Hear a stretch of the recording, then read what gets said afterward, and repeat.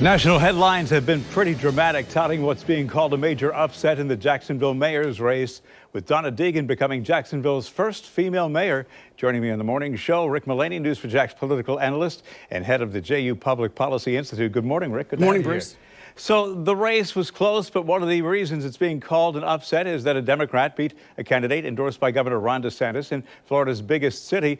And the DeSantis factor is one that the national political, watchers are using as a factor. You disagree. You think it's because her opponent ran such a negative race. Well, let me say this. It's understandable that the national media would focus on Governor DeSantis. He's getting ready to run for president. And they got it right that this is one of the biggest upsets in the mayor's race in the history of Jacksonville. But I don't think it had much to do with Governor DeSantis. It had everything to do with Donna Deegan, who ran an extraordinary campaign, and Daniel Davis's campaign, which did not. When you look at this campaign and its upset, remember, Jacksonville's had a number of upset victories in the past. Alvin Brown in 2011, when he came out of nowhere, and he became the first black mayor in the history of our city. John Delaney, who came out of nowhere in 1995 and became the first Republican mayor since Reconstruction and ushered in the era of Republican victories. But this was different. Donna Deegan didn't come out of nowhere. She was well known. But the money advantage, Bruce, Daniel Davis raised nearly $9 million. Donna Deegan had just over $2 million.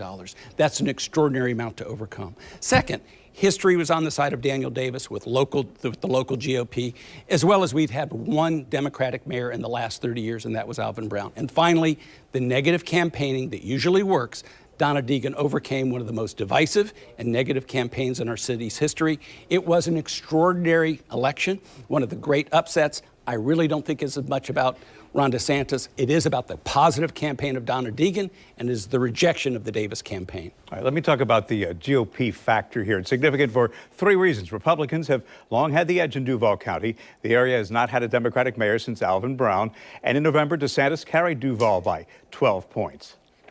It's true, but keep this in mind. Duval County itself, at least on the statewide and national level, has been trending blue. In 2018, you saw that Bill Nelson had more votes, quite frankly, in the U.S. Senate race against Rick Scott, and Andrew Gillum, more than Governor DeSantis in 2018. In 2020, what you saw was that Joe Biden, for the first time since Jimmy Carter, got more votes in Duval County for president. In Duval County, there are 35,000 more registered Democrats than Republicans. You have a 31% black population, which is predominantly Democratic. But despite all that, in local elections, it has been a red wave. On March 16th, our first election, March 21st, we had our first election. In that one, 11 of the 12 city council members were Republican. 4 of the 5 constitutional officers were Republican. So the big prize, the mayor's race, you take a look at what happened here. One of the storylines is red wave in the fall and the spring. But Bruce, one of the great storylines here is Republican crossover to Donna Deegan. And that will be talked about, I believe, for years to come. It was one of her, there are many keys to her victory. One of the keys to her victory was Republican crossover to Donna Deegan and rejecting the Davis campaign. Okay, so the acrimony of the campaign, that's in the past. T.K. Waters said, the sheriff, politics is politics.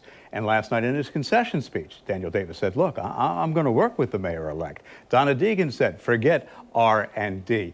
When she comes to leading the city, and I think you talked about this last night, does she have to take a page out of the book that was written by John Delaney when he became mayor? I think so. I think Donna Deegan is going to be from that mold. And I talked about sort of a Delaney consensus model from years ago in which you reach out to everybody. You reach out to those who opposed you, and you try to bring everybody in. She's indicated that's exactly what she wants to do. And I think the voters last night said they want to turn the page on the kind of politics we've been experiencing. They've had enough of the negative and divisive campaigning. And Donna Deegan, to her credit, by the way, not only did she run a very positive campaign, not only was she energetic, she showed up. She showed up for debates. She showed up for forums. She showed up for interviews. And I don't think she's quite gotten the credit for the mastery of subject matter expertise. She did her homework. She came prepared. So part of the storyline is a credit to her. The other storyline is the rejection of a very negative and divisive Davis campaign. And still to see is how the city council factor plays, and time will tell on that. Rick, always a pleasure. More to come on this whole political scene and what happens with Jacksonville's future.